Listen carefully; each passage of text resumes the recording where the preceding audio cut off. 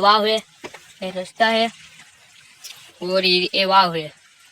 और जो आदमी ज़्यादा भगाएगा तो गिर जाएगा, तो आप वीडियो को शेयर करो।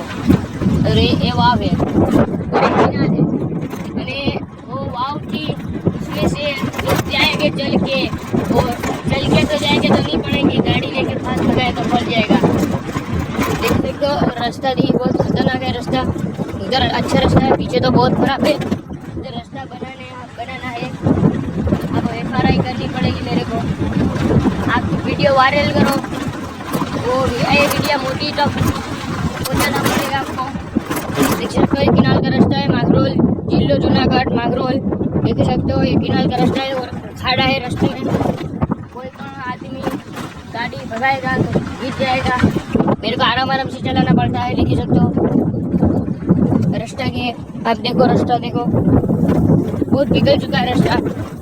कोई इधर रास्ता बनाना नहीं आता है, रास्ता तो नहीं बनाएगा तो चलेगा।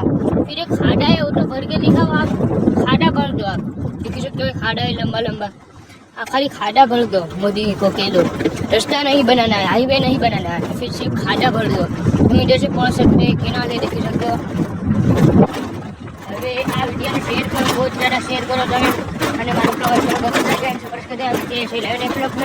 Thank you.